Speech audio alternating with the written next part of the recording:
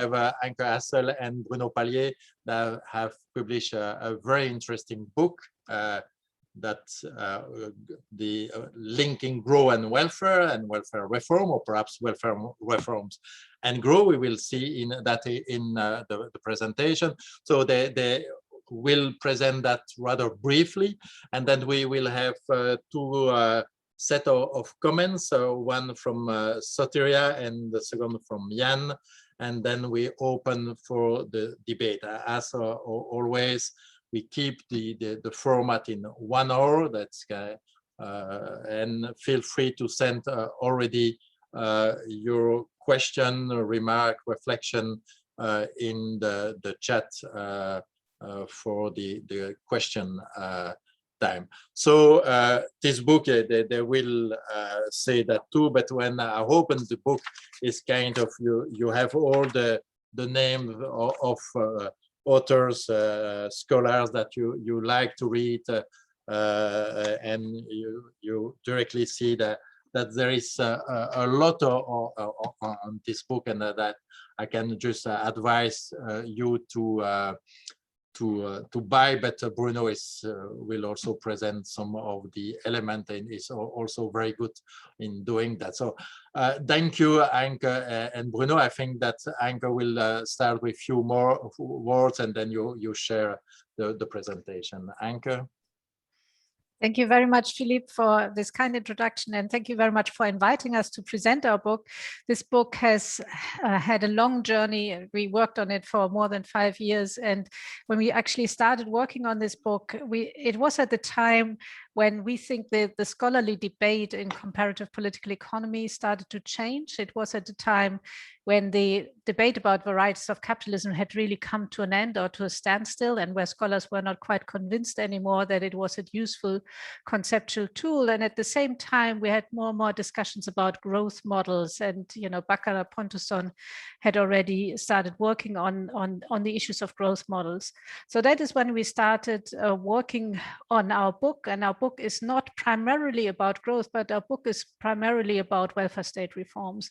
And the starting point was that we saw that after decades of neoliberal reforms and the neoliberal reform agenda in many countries, we did not see much of a convergence of welfare states, but we rather saw lots of path dependence and different trajectories. And when it comes to explaining these different trajectories, we think that it's not good enough to look only at electoral competition and at social preferences of voters, what they would like to see in terms of welfare state reforms, but with that we really have to understand the underlying growth regimes of countries in order to understand why governments pursue certain strategies, and we call them growth strategies, and part of these growth strategies are actually welfare state reforms. So that is the aim of the book, and what we want to do in the next 15 to 20 minutes or so is that Bruno will start presenting the book, and he will actually present most of it, and I will only come in later at the very last slide when I talk about the policy implications, because we are well aware that we are in the context of the ETUI, so you do a lot of policy work, and we want to at the very end make the bridge and connect to a much more policy perspective. So I will at the very end talk about potential policy implications of our work. But first, Bruno, I'll hand it over to you and you can present our book. Thank you very much, Anke. Thank you, Philippe. Thank you, ETUI and the whole team to invite us for presenting our work. So I will try to go into some details of our reasoning here. But basically, the idea, as Anke started to say, is that if you wonder why governments are doing such very often nasty welfare state reforms, the answer cannot be in the public opinion and the electoral politics. It cannot be just because of neoliberalism, because otherwise we would all be the same. It has to be looked at the way government conceive that they will boost growth, boost job creation. And so this is where we believe the matrix, the origin of many things, including welfare state reforms, lie. This idea of growth strategy is, I have a strategy in order to boost economic growth, in order to create more jobs, or to stabilize the level of jobs. That's basically what we claim. And I will try to show with some details how we think about that. And so, as you see, this is a book focusing on advanced capitalist economies, so let's say the richest one. And our questions, sub-questions is how have growth regimes evolved? And so I will start to present the content of the book. So it's a book divided in 3 parts. In the first one, we try to trace the evolution of growth regimes and of growth strategies. And we do that in a lengthy chapter with Anke, trying to provide with a definition of growth regimes, a typology of growth regimes, and I will come back on that, showing that there are, according to us nowadays, once we have gone through neoliberalism, financialization, digitalization, we can count relatively simply 5 growth regimes. And then we have a chapter by Peter Hall who retraced the whole history of growth regimes through the last 8 or 9 decades, showing that the current phase is the 3rd phase after the first one of modernization, the Keynesian period after World War II, then the one of liberalization in the 70s, 80s, 90s, and he calls the current one the age of a knowledge-based economy, where we are. Then Lucio Baccaro and Jonas Pontusson presents their famous approach to growth model, where they claim that varieties of capitalism only focused on the supply side, the firm side, whereas demand is absolutely key. So they bring demand back. And what they do in our book is that they test whether their approach with the 4 usual countries they look at, which is Sweden, Germany, Italy, and UK, whether it still holds after the financial crisis. And they say, yes, they confirm that after the financial crisis, you still can see that some countries are continuing to bet on exporting. And this is typically Germany. Some countries are still having a relatively balanced model, which is Sweden, exporting and supporting domestic consumption. One which is really going for domestic consumption, UK, and one which doesn't do much, stalemate, Italy. Then we have Georg Picot, who tried to expand this idea of export-led, demand-led by looking at what governments do in terms of public deficit, current account, these kind of things, indicators. And it shows that taking 27 countries, the basic ideas of growth models by Baccaro and Pontusson still holds. Indeed, there are countries who choose to boost growth via supporting export, and some countries who choose to boost growth and job creation via supporting domestic demand.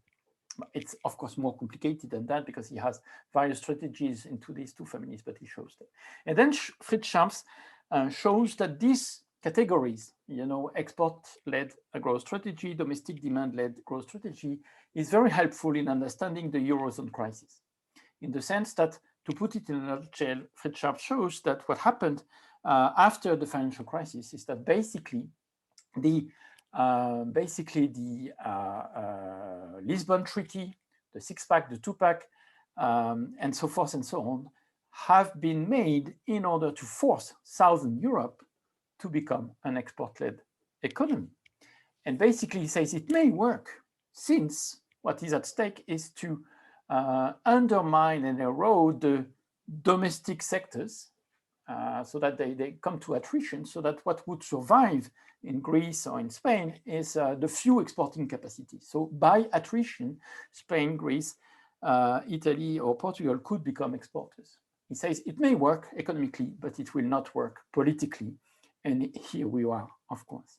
Then we have a second part, which is more focusing on the politics, even though Schamps starts to speak about it, the politics of growth strategy. And in this section, we argue that the main actors waiting on these decisions, who contribute to make up for the growth strategies, are the producers, what we call the producers in the comparative political economy literature. And by that, you should understand employers and trade unions, basically, the social partners. And they are absolutely key in pushing on government demand for protecting, preserving, boosting their own domain, which is the central one in the economy.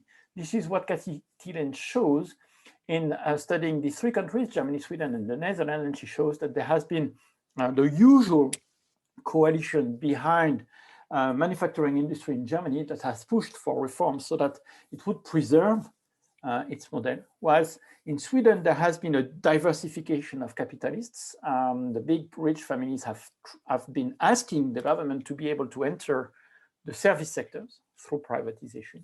And the Netherlands has shown a shift from industry to dynamic services and a new coalition, a producers coalition in a way. Then Cassie Jo Martin analyzed the different employers' position depending on the growth strategy. So she shows that depending on the growth strategy you have, that me and Anke have identified in the first chapter, you will not have the same position by employers. Finally, Andren shows that whatever the countries, there is still a common interest in defending and promoting high-skilled services. It is done in a different way in liberal countries, in exporting countries. In some countries, it is undermined or less developed, like in Germany as well as in Southern Europe. But she focuses on that. Finally, the last part, tries to focus more carefully into some aspects, some domains of welfare state.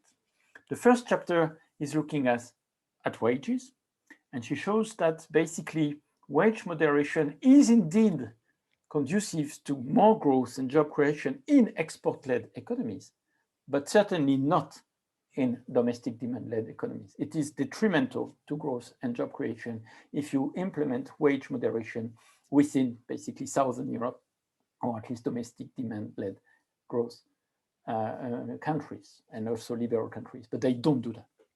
Housing finance, Alexander Heisenbicher looks at the housing policies, housing sector. We know since the subprime crisis how housing financed out of mortgage is key for some economic model, and it shows that actually it is at the heart of the liberal model of financialization, domestic demand-led sector, whereas it is not at all high-price housing, private ownership of housing in Germany, for instance, or other export-led models.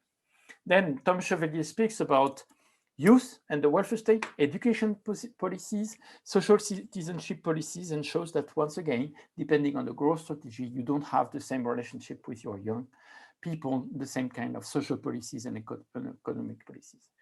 And in the final chapter, which is again a lengthy one, we wrap up all these things by showing and analyzing in details the 5 growth strategies that we can identify among our advanced capitalist economies and the 5 types of welfare state reforms that goes with this kind of reforms. So this is a lengthy presentation, but I hope that it helps you to be aware of what is in the book and are willing to read that. Now we can sum up the core message of our project, of our book. First, as Anke already said, there is little convergence of welfare systems despite 3 decades of liberalization. We, of course, don't deny that there has been these decades, but this doesn't mean that we have all become the same. The second one is that if we want to understand the trajectories of the welfare state, we need to understand the trajectory of growth regimes, this connection between the two. I'll come back on. Growth regimes evolve because of government action guided by specific growth strategies. That's the third point. Anke and I are specialized in public policy analysis, and we think that the general debates between varieties of capitalism, growth model, and these kind of things are state blind, if you wish. They don't look at public policies, whereas there are public policies involved there. There are pension reform, labor market reforms, and this is, of course, the motor of change, especially of growth regimes in welfare. Growth strategies are made mostly of welfare state reforms. This is a very important point. If you want to put growth and jobs, you have less and less tools at your hands. And a lot of these tools rely in the labor market regulation, rely in the welfare state systems, redistribution of money or social investment, and rely in education. This is what we mean by welfare state: education, labor market, and social insurances, social investment, social assistance. other tools that were at hand have gone globalized or Europeanized, which means that they are less available for governments. You still have the fiscal tools next to the ones we look at. Finally, the politics of growth strategy are driven by producer groups. That's the point, the core point. But there are political feedbacks, political backlash that also push government to react to the consequences of their own strategy, if you wish. And yet, if I have time, I will try to show this mechanism at stake. Okay, this is the puzzle. If we were all neoliberal, there would be privatization of pension everywhere. And there has been some. I've been writing with Julian that there has been introduction of private pension in many, many countries. However, the level of private pension is very different. If you look at, for instance, Italy and Denmark, you see that in Italy, it remains mostly public benefits, even though there has been reform of the TFR, there has been various reforms in Italy aimed at boosting private pension, didn't fly. Whereas if you look at Denmark, this is surprising, but you have a lot of private pension, and other countries too, Sweden, and not only the usual liberal ones. So how can we understand these kind of things? And we could, of course, have many other kind of puzzle where you see remaining differences in the way education, welfare, labor market are organized, financed, these kind of things. The answer, we think, is that part of the answer, of course, it's not the whole answer, but part of the answer, which has been way too often neglected within the welfare state literature, is that you need to look at economic strategies, and not only either at electoral politics, which is what Celia Hauserman, Beramendi, Crisi would claim, or path dependence, which would be what Esping-Andersen, Paul Pearson would claim, if you wish. Okay, so now we need, of course, to say, what do we mean by growth regimes? And this approach to growth regimes is very much inspired by the French school of regulation, les régulos, as we say in French, Robert Boyer, Aglietta, Orléans, Bruno Amable, Frédéric Lordon, all the names that some of you may have heard about. And of course, it is also influenced by varieties of capitalism. But what we try to distinguish is three things in what we call growth regimes, to try to be as synthetic and but also systematic as possible. First of all, we say that it is very important to look at the engine of growth. Which sectors contribute to wealth creation and to job creation and to productivity gains? Is it agriculture, manufacturing industry, services? Is it low added value services, high added value services? Is it finance? Is it knowledge-based activities, ICT activities, etc.? Of course, you can find in some countries several of them, and Hermann Schwartz, for a forthcoming volume, argues that you find everything in the US, therefore it's a complex case. But let us say that in European countries, you will find a dominant one, typically in Germany, manufacturing industry, typically in Sweden, dynamic services, for instance. Second point is, how is the economy organized? And we know from the regulationists, we know from varieties of capitalism, we know from Wolfenstreich, Colin Crouch for ages now, since the 70s and 80s, that market don't work in the air, like neoclassical economists would like to believe or dream, but actually there are institutions shaping the functioning of markets. And here we rely a lot on Bruno Amable's work, who has, to our view, theorized and analyzed the best the five main institutions shaping the way the economy is organized. And he says that the first thing you need to look at is the modes of financing of the economy, and corporate governance. Is it based on a stock market? Is it based on patient capital, banks, and these kind of things anyway? Second, the product market regulation, which includes industrial policies, subsidies, state ownership, public procurement, but also rules, competition rules. The European competition rule here matters a lot. The third one is industrial relation, modes of rules of wage setting, labor market rules, labor market organization, labor market policies. The first one is skill formation systems, education, vocational training, lifelong learning, etc. Finally, social policies, social insurances, social assistance, social investments type of policies. The third thing, of course, is to look at the main components of the aggregate demand. It's almost a quotation of Baccaro and Pontusson, saying that you have either private consumption contributing the most to the demand, household and firms, private investment, public spending, consumption and investment, and net export, which means the demand of other countries, which is the export-led model.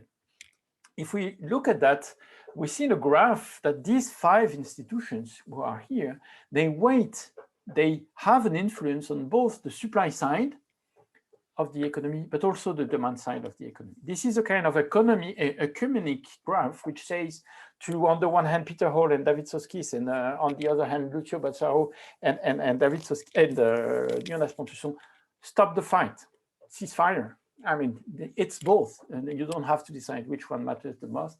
And it's more interesting to look at the interaction. And the second thing we say is that amongst these 5 institutions, 3 are related to the welfare state. And this has been neglected by both varieties of capitalism as well as growth model literature. As I tried to say, this one, product market regulation, is more and more Europeanized. So you have less and less leeway to play on that.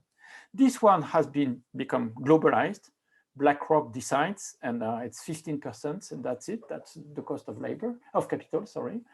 I'm of course exaggerating, but here. So what is at the hands of government, national governments, is if not only, but mostly that. As I said, fiscal policy also are still at some hands. Now let us look at what happened to these basic growth regimes when they got under financialization, when they got under digital transformation. If you think of financialization, it can contribute to the engine of growth in the terms of savings. It determines the level of savings. Private ownership, houses and houses prices. Pension funds, of course, is also part of the capacity to sustain demand. Digital transformation means it determines the level of investment in ICT and the kind of jobs in ICT.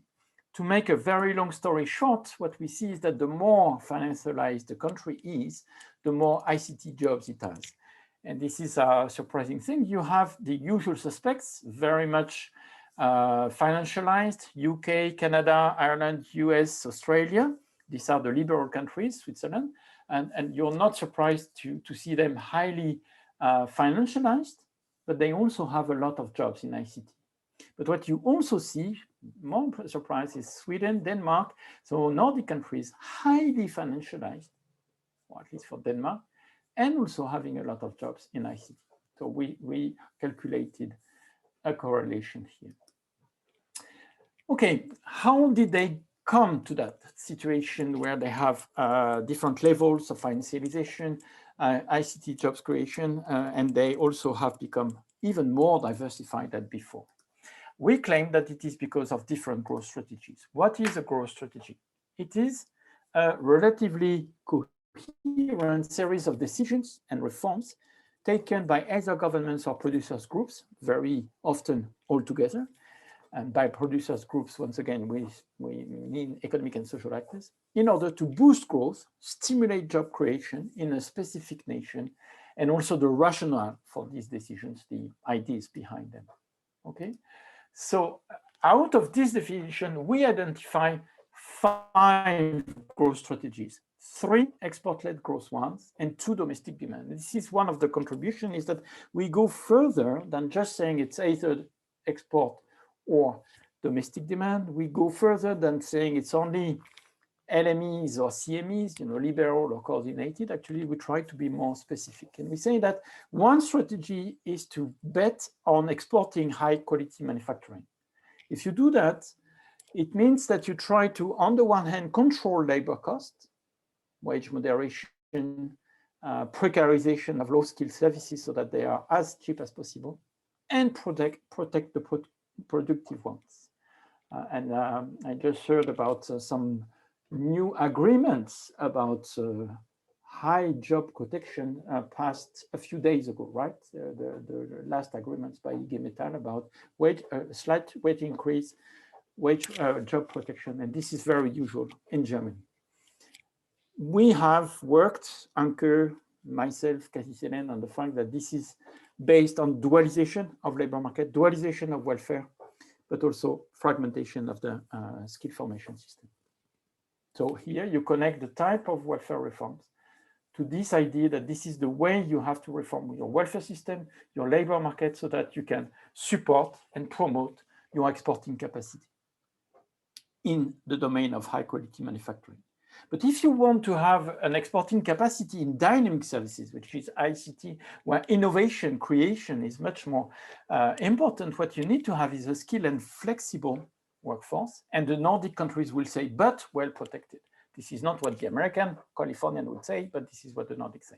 And this is where you will find social investment. I don't develop here more, but this is where you invest massively in early childcare, in success at school for all, in tertiary education, and so forth and so on. Then you have a third group, which is you aim at exporting, but for the ones you have been outsourced in or offshore. This is Fdi Led Growth that you will find in Ireland, in Eastern Europe, and partly what was the model in China in a way. You try to attract foreign capital that would invest in your economy, and then you will export to the origin of your capital. And this is typically what we found in Ireland, Visegrad countries. For attracting FDI investment, you want to control your labor costs, but you also have to pay for the compensation of the losers of that, and you want to also keep relatively high level of qualification. And this is what we call social and fiscal attractiveness. And this is not only to be cheap. I don't have time to develop, but this is a bit more sophisticated than that. Then you have two demand-led growth strategies. And of course, we know that Baccaro and Portusson, Colin Crouch have shown that with his famous paper on privatized Keynesianism is that access to cheap credit, to mortgage, is a way to boost domestic consumption, to certain. But what we show here is that privatized welfare participate to it. You know, private universities contribute to the financialization machine. Private pension contribute to the privatization, to the financialization machine. I wrote a text with Marek Mechik called "Feed the Beast." They do feed the financial beast, and this is what has been called sometimes asset-based welfare. But there is another model where you have demand-led growth strategy, but it is not financialized, it is publicly financed. This was the model of Southern Europe. This is still partly the model in Italy, and this is clearly the real model of France. High minimum wage, high social spending, and it leads to social protectionism.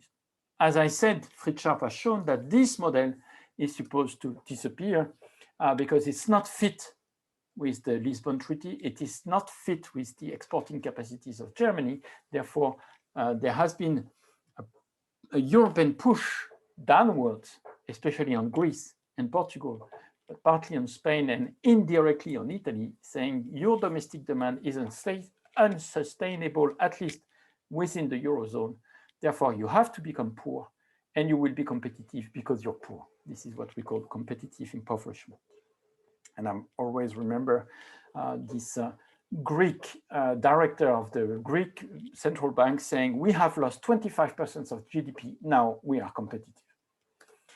Okay, I may just say a few things about these things, but I will, you've seen the movement, and the movement is to say that first producers have a push in when confronted to a crisis, to a change, they ask government to protect them, to boost their sector, all right? Government does that, but it means that it does change this institution shaping the economy that we spoke about, creating social consequences, mostly losers.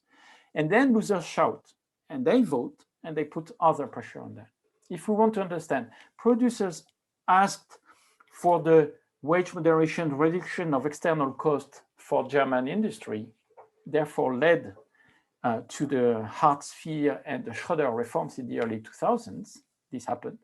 But since it meant precarization in the low-paid service sector, there has been some protestation, which led the SPD to argue in favor of a minimum wage, which is very new to the German model that may contribute to change it. This is our idea.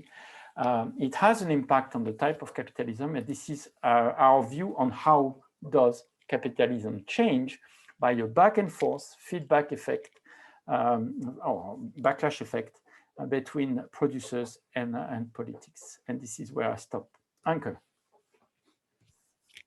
Yes, thank you very much. I'm a bit sort of worried about the timing of it all because it took much longer than we actually thought. And I will just say very briefly a couple of things on the policy implications, because I think it is important to understand that this is not just a scholarly exercise. You know, it is in principle, it is a scholarly exercise, but it has sort of real life implications, and it does have policy implications because we now can understand the dynamics of reforms better. And if we understand them better, I think it also gives us more leeway for shaping these reforms and shaping them from a welfare state perspective. So what we know is that on what we sort of Bruno has explained and what we say over and over in the book is really that the electoral side and the side of talking about electoral demands is only one side of explaining welfare state reforms, but what we have to understand is how the welfare state fits into a growth regime if we want to understand what governments are doing. And governments are manipulating the welfare state in order to achieve better economic growth. And they do that in very different ways. And we saw that when Bruno talked about the 5 different growth regimes. So if you live in a financialized growth regime, then the government has all sorts of reasons to liberalize financial assets and also to turn the welfare state in an asset-based welfare state, where the main form of social protection is actually house ownership or the access to pension funds and the access to capital markets, in order to feed at the same time financial services industries, which then keep the engine of growth going. And if once you understand the mechanism, you understand that you will not get away from that, and that the privatization of pensions is part of the growth regime. So you have to equip pension reforms in a way that they still protect pensioners and they still protect citizens in a financialized system. And that is an important understanding when we talk about, for instance, pension reforms in highly financialized countries. And this is very different in countries when we have public pension system, where we do not see privatization of pensions to the same extent. And in some countries, most importantly in Southern Europe, but also in the German-speaking countries, you do not see the privatization of pension systems at all. And that is a very different dynamic. So understanding growth regimes for the welfare state has implications of how we judge welfare state reforms. The second aspect, and that is also important for policy implications, is the politics behind that. That the politics is not just electoral politics. It's not just what people want in electoral campaigns, but it is based on cross-class coalitions. And that is also something we also already know from the literature, that there are cross-class coalitions. And these are basically coalitions between the engines of growth, the lead industries in a country, together with governments, but also together with some parts of the trade unions who have an interest in keeping this engine going. So you can only understand the success of countries that are based on manufacturing exports if you see the role of trade unions in that, and the role of trade unions is to keep this system going. So there is also a political component when we think about how do welfare state reforms develop over time. The third point Bruno has already mentioned, and that has to do with the EU, and it is very much based on the chapter by Fritz Sharp, but also Alison Johnston writes about it, and that is really what happens if you combine export-led growth strategies with countries that are really based on demand-led growth regimes. And we saw that what happened in the financial crisis, we saw it in the Eurozone crisis, and we know that Southern Europe has suffered a lot because of the constellation within the EU and within the Eurozone, that all of a sudden you have demand-led growth regimes, or countries that are based on demand-led growth regimes, that have to shift towards an export-led growth regimes. And that has high costs, and these costs are both political costs, but also social costs. And that once you understand the dynamics better, you can also think about what is the room for maneuver, how can we actually help these countries to adjust in this context. And the final point, which I also think is important in terms of policy implications, is that there is a model out there which is a balanced growth model. And the balanced growth model is really the growth regime of the Nordic countries, where you have a combination and a balanced combination of demand-led growth and export-led growth. And this is not by chance that in balanced growth regimes, you also have the most expensive, the most generous, and the most developed welfare states. So the Nordic countries, which are heavily based on social investment, as we all know, are also the countries that are most able to produce balanced growth.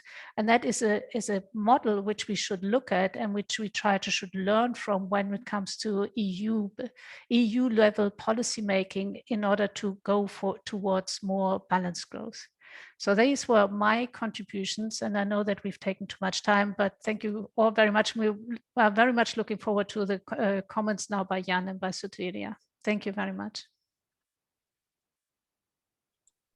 Okay, thank you, Anke and Bruno. I think the main question so far was, could we have the slide? And the answer, I think, is yes. You have to choose the chance to say no.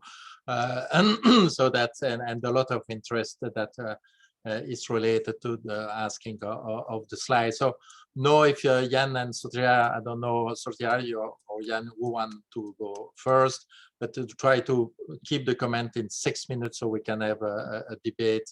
We start 5 minutes later, so we will have 5 minutes more. So Soteria. Yes, thank you. I'll go first. Thank you to Anke and Bruno for the stimulating presentations, and also to you, Philippe, for asking me to read and discuss a book for a change rather than another communication text by the European Commission.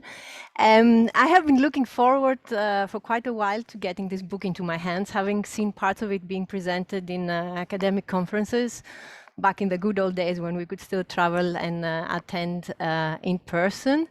I will agree with what Anke said, that in the 20 years or so since the publication of the Varieties of Capitalism book by Hall and Soskis, which was not the first book in comparative political economy talking about varieties of capitalism, there have been some very interesting developments in comparative political economy, and in particular in the study of comparative capitalisms, turning attention to the demand side of political economies and even integrating the analysis into a European economic policy context relatively recently. The analysis, however, had remained focused on different parts of the picture, the supply versus the demand. So the announcement of this book, which aimed at explaining the evolution of economies and welfare systems to challenges such as post-industrialization, financialization, and the rise of the knowledge economy, and the promise to integrate the different pieces into one, or rather into more cohesive narratives, was very welcome. So from where I'm sitting in Brussels, I mean, these were like more academic reasons why I have been looking forward to this. But from where I'm sitting in Brussels, I have been expecting the publication of this book because the previous crisis brought to the fore how intertwined developments at the national and the EU level have become for growth regimes of member states. In light, for example, of how pervasive the EU governance has become, it is impossible to analyze developments, let alone government strategies to create jobs at the national level without reference to the opportunities and threats provided by the EU level and how governments use these opportunities and deal with these threats.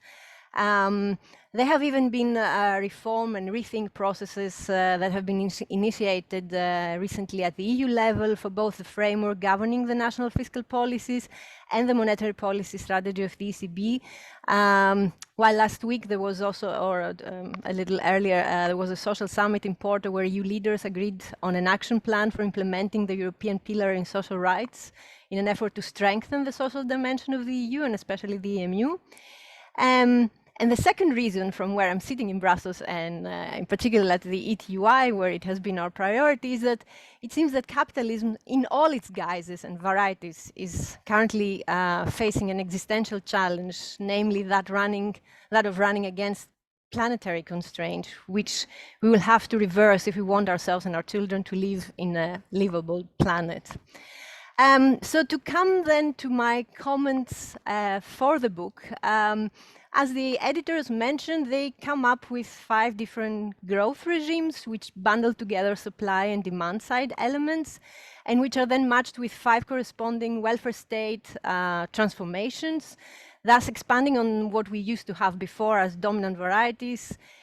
One of the criticisms of which had been that they were limited to 2 or 3 varieties and just 4 growth models for those referring to the demand side.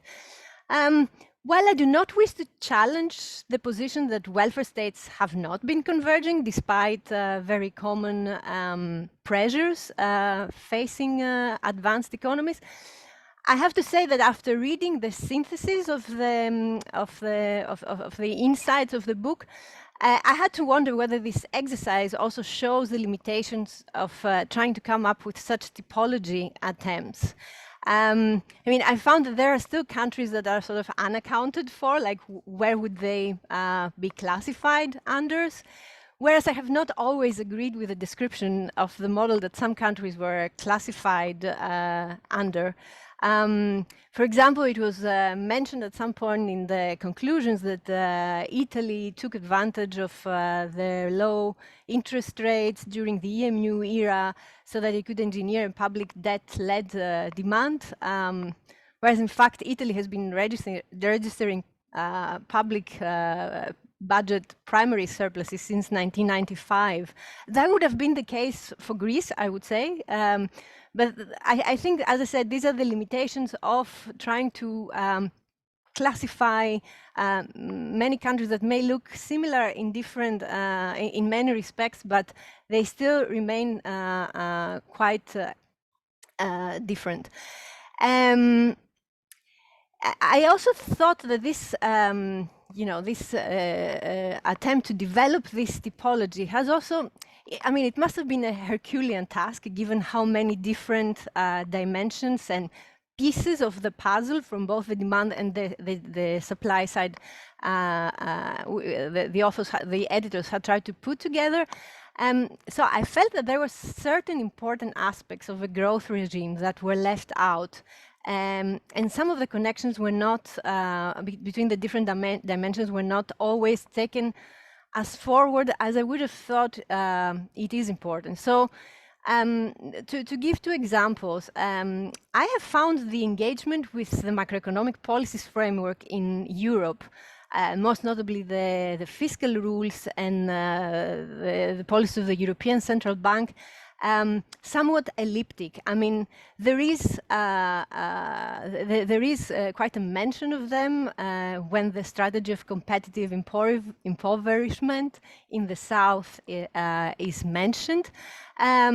But I find this quite a glaring omission, given that the editors are looking into growth regimes. So they, I mean, in the scheme, in this schema that Bruno showed, there is a mention to the automatic stabilizers, the financial system, but these are really framed by what is put up at the EU level by the fiscal rules, by the ECB, which of course they're not directly under the control of national governments. However, I would think that in the period that the book is looking into, from the 1970s, 1980s onwards, national governments did choose to put these rules and frameworks into place and sign up for them.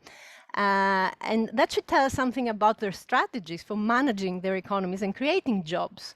Clearly, they were thinking that by joining the Eurozone, by agreeing to these rules, they would solve problems in managing their economies and creating jobs. So also, I thought that you know, when I was reading through the case studies in the conclusion in more detail, there didn't seem to be any differentiation between those that were Euro members and those that were not, even though there have been, I mean, clearly, at least in the, for the Eurozone crisis, there have been implications for that.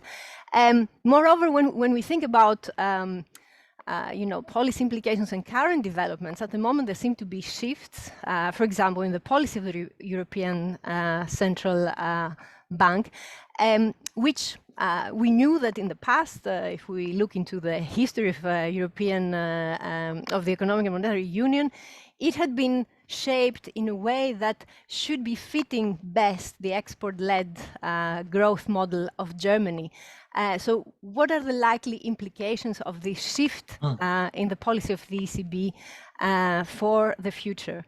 The second point, and in a similar vein, I thought that even though financialization is presented as a major development for European capitalism, and rightly so, I felt that the financial dimension of the high-quality manufacturing exports-led model, of which Germany, I suppose, is the main representative, is ignored when trying to explain why the so-called southern domestic demand-driven model failed, whereas the high-quality manufacturing export model succeeded, and how the former was forcibly reformed.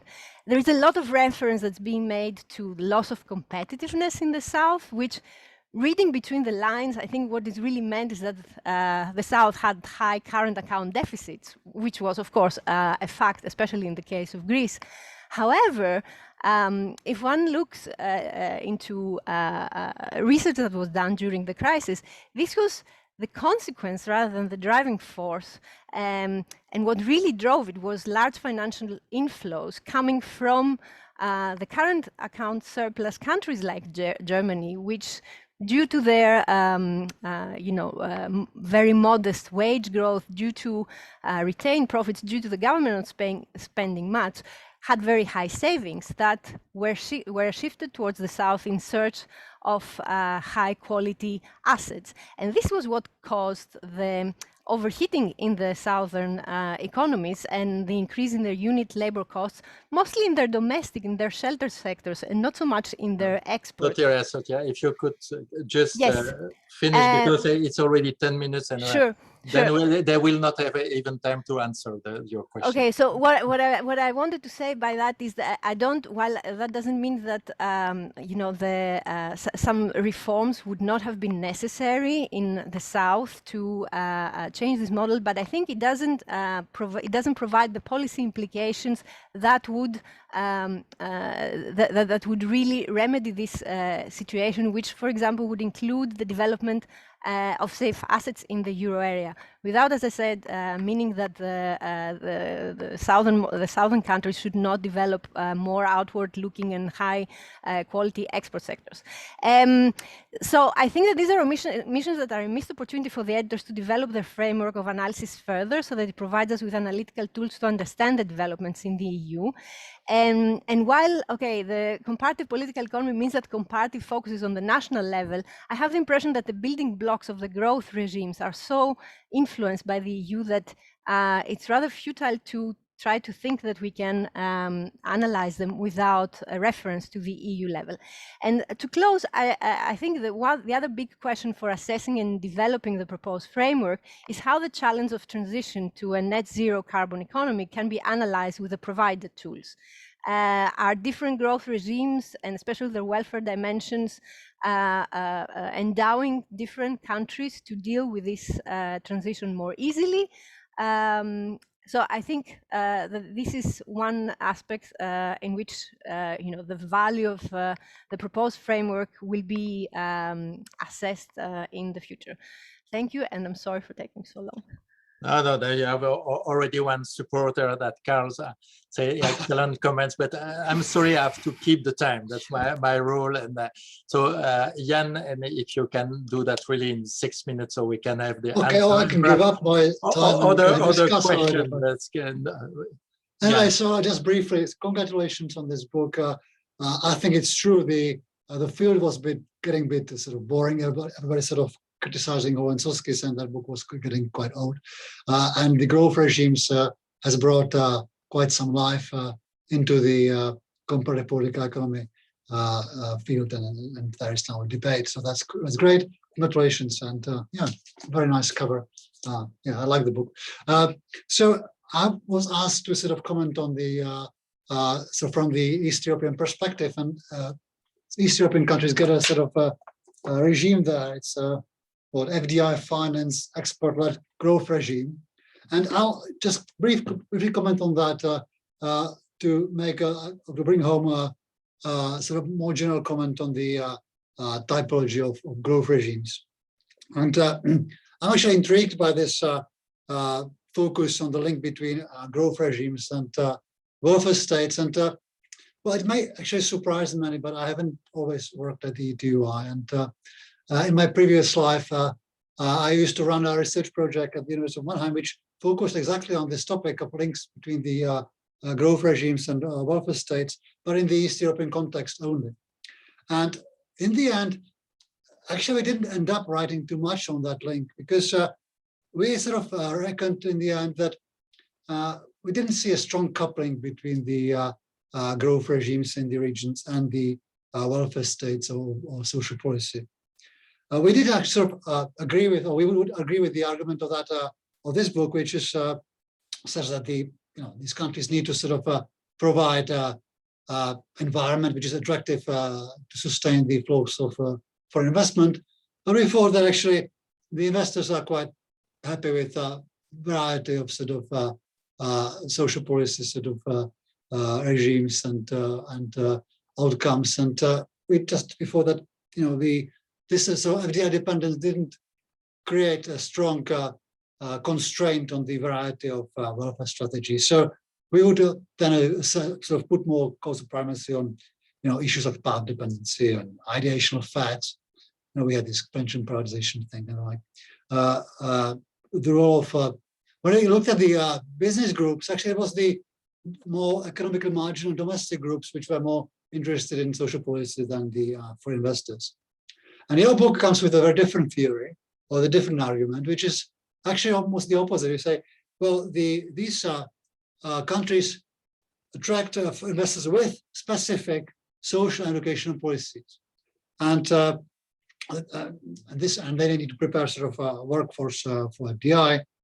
And what that means in your argument is that there are early retirement schemes to compensate the losers of restructuring. The state market liberalization and retrenchment, non-wage labor costs have to be low, and this all comes at the sort of compensation policy or politics comes at the expense of female participation.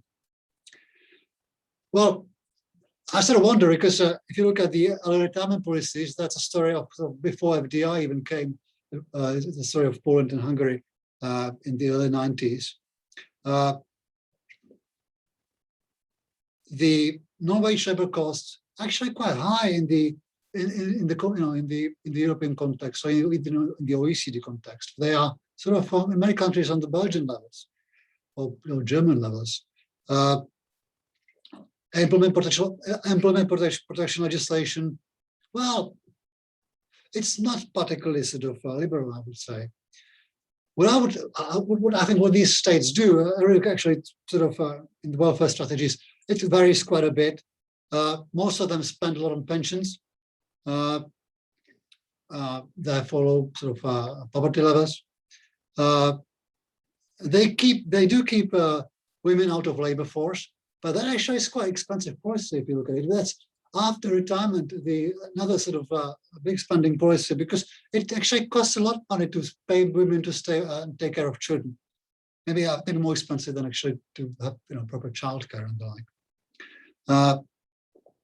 So if I look at the actual sort of welfare policies pursued, it's difficult to see how that sort of links, with the need to keep FDI flowing in. In this respect, I think I would be was more convinced by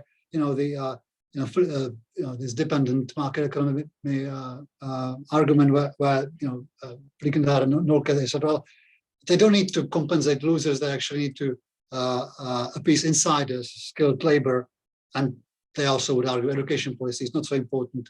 Investors can train their workforce. I guess I would be open to being convinced, but the book actually is quite weak, sort of light. I want to say light on the on data in terms of that we could look at what these individual countries do and see how that links with the growth regimes. And I think that's a more general issue, not just on Eastern Europe. So on Southern Europe, there's all these what are they called? These publicly financed domestic demand-led growth regimes. And there's a claim that they need to sort of have a high minimum wage, high social spending. But Italy is effective minimum wage is one of the lowest in Europe, I think. Portugal, Spain, high minimum wage but very low social spending. So empirically, I would be interested in sort of more systematic assessment. And but I actually wonder if there is a sort of because if one I start unpacking Eastern Europe, I would say, oh, maybe it's actually 3 regimes or 4 regimes if we take welfare policies into account, because they differ quite a bit, and it seems to be all compatible with FDI dependence. And then, if you look at the world picture, then maybe we need 7 or 8 or 9 sort of types, and I wonder sort of what's indeed the purpose of then all these types. And I guess the difficulty we have here is that it worked quite well with Hall and Soskis, who had a quite strong, maybe it was wrong with theory, but they had quite a strong theory on the importance of education and how these firm-specific skills, and for that you need to sort of have this sort of social insurance system, and you need the education needs of unions, and it's all linked with everything. And therefore, there was a strong sort of theoretical reasoning for having the coordinated type on the one hand, and then the other one, the liberal one. I'm not sure that I found it in your book. I think the suggestions on the links between the welfare states and regimes are quite sort of general. They're not as specific as we would find it in Hohenzollern's. So in the end, I wonder what is sort of the theoretical rationale for having X time. So maybe actually maybe we're looking for that. Good. So that's me. Okay. Thank you, Jan. I think that we don't have time to have more comments, and there is a start of having the answer in the chat. So I would just put perhaps 2 points. If listening all the number of time we have set grow, and that's 3 decades that we are in the low growth, and I think it's very different. It seems to me sometimes that we are still in the Trente Glorieuses and grow, but the problem is slow growth, and perhaps a no grow if you return to Gordon and other different academics. So that's a little bit surprised or you define growth, because it seems to be what is growth at the end, 1%, 2%. But there is no debate about growth. The second one is you quote the regulationists and Boyer, but Boyer also for years now say we are looking to the wrong sector, and the right sector to look is care, education, and perhaps the culture, and that's you have the job creation is mainly in that sector, and in your presentation that sector are rarely mentioned. It's rarely out of the picture. And if you put the two, and you already answer partly that your book is about the past and not the future, so that's kind of the green growth, or the what could happen if we reduce really the emission. It's not there, but perhaps some analysis of different sector could give also different flavor. And finally, on the question of the future, so your answer, if you wish, but that's not your book, we will have a seminar trying to link at the Institute in June the people working on welfare state and people working on climate change, and try to organize this kind of conversation. It's a non-conversation for the moment, but for the future, what is the impact if we go to no grow for the pension? Well, what will be? Is that a drama? Is that something that is managed, or is that something that needs reforms or radical reforms or not? I think that that's something that we organize, and there will long-term research. And apparently, it's also the first part of your new book. So that's the good news is about, yeah, we have a second book. So I let you, you have -3 minutes, so that you decide, or minus we go from the from now, but let's try not more than 10 minutes if it's possible. Perhaps Anke, you want to start? Yes, and thank you very much. Thank you very much, Jan, and thank you very much, Soteria, for these comments. And we completely take them on board. We don't want to be defensive and say, this is what we do. You pointed out all the weak points in our arguments. And in terms of the EU level dynamics, this is only in our chapter. This is only really a very small part of the book. Fritz Sharp sort of engages with the whole discussion more. And I think when you read them, you will also see that he has a more comprehensive perspective on the points you made, and at least some of the issues you raised, he addresses in there. And the points which I take completely on board is, obviously it was the high financial outflow out of the export-led economies, in particular the Northern European economies, which created the problems in the South. And, we are aware of that, and we would not deny that. And if it doesn't sort of enter an analysis more concretely, it just means that, that we are trying to sort of get a comprehensive story told and cut off some of the strands in the story in order to push forwards other elements which we find important, that we want to get them across.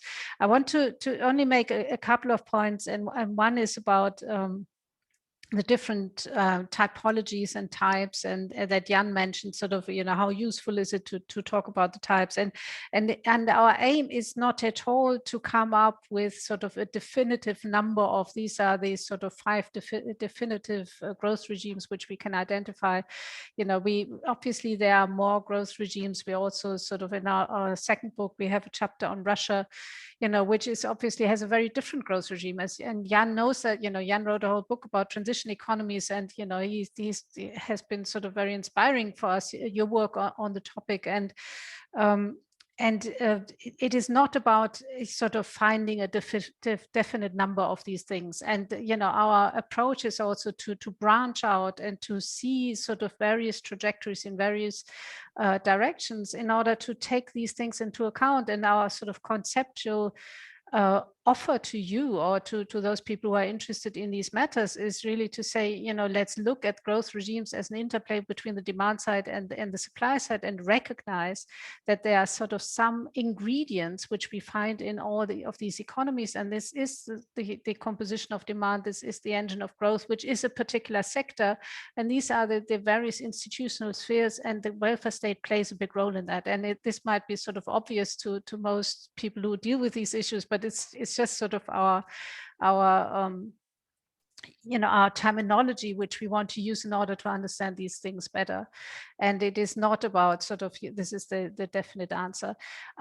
We find this useful also when embracing in future trajectories, and that is sort of and that would be my last comment then, sort of to Philippe.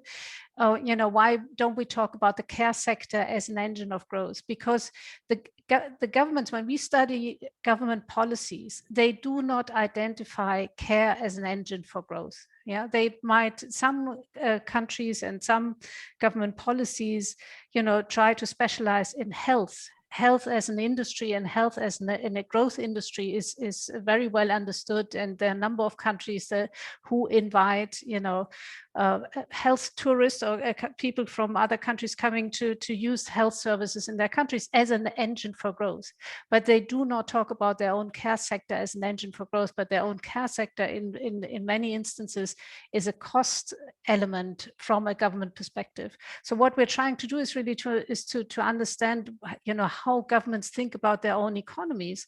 And this is not a sort of demand in most cases, or we didn't find any evidence that, you know, the care economy is an economy where governments say, you know, this is something we specialize in and this is our engine for growth, because there's very little productivity in these in the care sector. And if we look at sort of dynamic services versus social services, we know that social services don't have much of productivity increase to offer, and therefore is not an attractive sort of segment of the economy. And that is how governments look at it. And so we try to sort of understand how governments think of the economy and try to sort of theorize that and find implications of that. And that does not mean that we do not accept and realize how important the social services sector in these economies is, and for our societies is. You know, we don't want to downplay that, but it's not in terms of economic policy making, it is not what is on the mind of governments.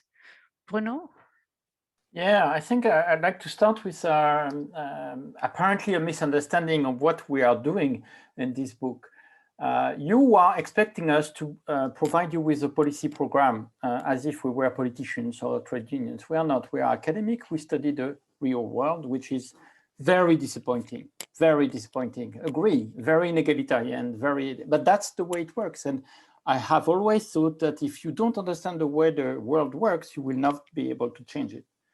We agree that despising the care sector is a bad thing. And I just published something in French about that. I totally agree. I'm shocked by the way care sector, the essentiel, very visible during the COVID crisis, are treated.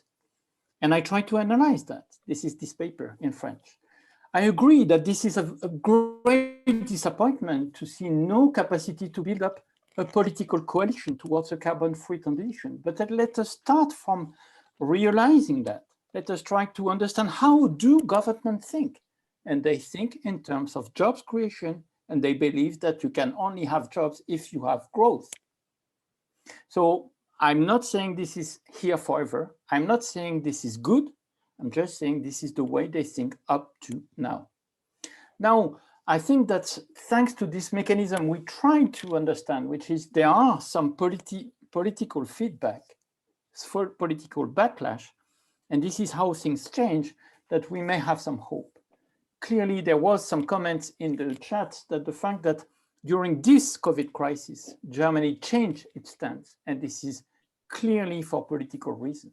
They don't want to lose Italy, Italy to come to the arms of those who suffered and said, we don't want that anymore. And we vote for Cinque Stelle, we vote for La Lega. So this is the political moment where some of the social consequences of your growth strategy, hit you back. And this works, and the social consequences have immediate impact. My worry is that the climate consequence of our growth strategy are so medium to long term that it doesn't hit us back in the face, at least during electoral mandate. This is a problem. Of course, we can hope that young people are aware enough of the consequence of what we do now so that they give a push, a political one for a change, but I'm not sure whether this will work. So this is the first thing. The second one is, to address some Soteria's point is, why did I enter to this project? Because I was so sad that the Social Investment Pact adopted in 2013, that I contributed a lot to be adopted, was forgotten in less than 6 months. And I started to wonder why. Why is it the case? And the answer was, obviously, this is not the growth strategy of Europe. It is an export-led one. It is a Germanic one. So I had to tell the story, you know, to say it's not enough to have good ideas. You need to have a connection to the growth strategy. You need to have political backup to that. And I'm sorry to say, but the political backup is made of some trade unions, some employers, and a political majority. And this is what you need to change if you want to change the growth strategy and then the welfare state reform.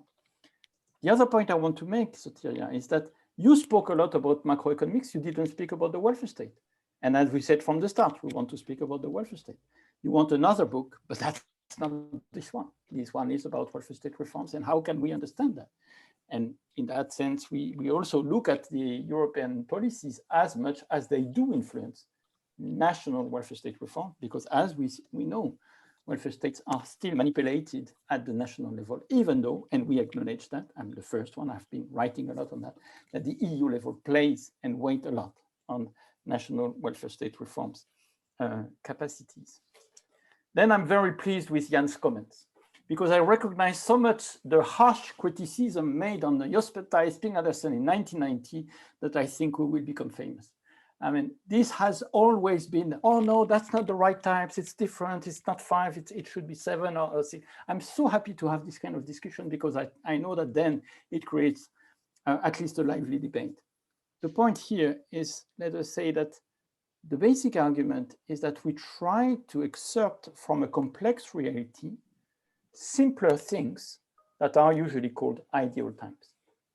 And the question should be whether, not whether we are right on the description of Italy in that years or Hungary on that years, is whether our synthesis out of real world comes to a relevant typology, which helps understand the main tendency, the main trends, the main developments that we see.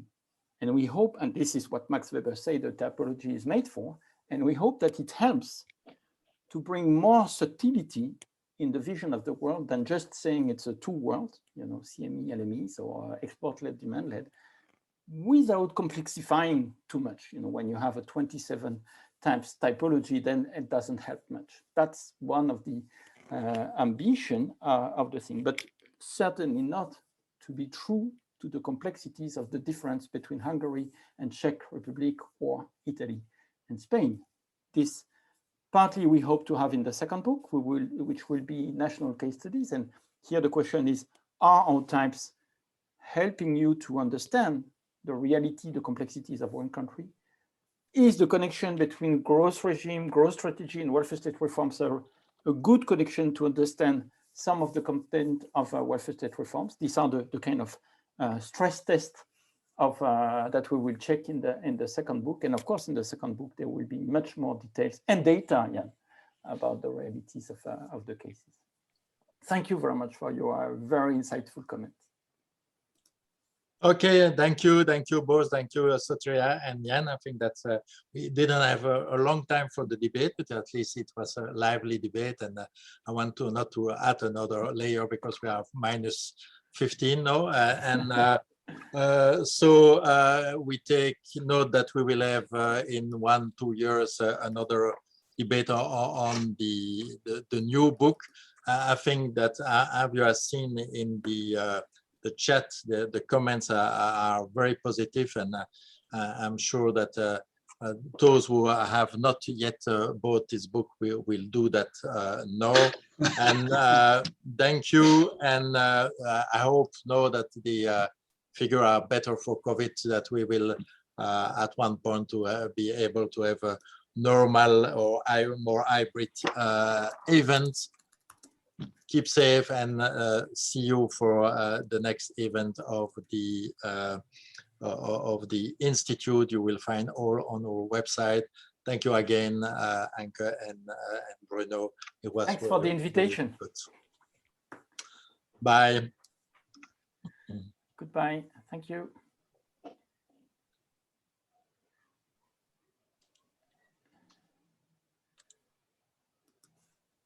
Bye, and thank you, Philippe, for organizing this. Thank you. Yeah. So No, much. that's really, that's the I never seen so many positive comments in the chat. That's Oh, really that's interesting. nice. That's very nice. No, but that's really, that's good. You start with 7 asking the slides, that's the huge interest, kind of. That's good. And there was a lot of people actually.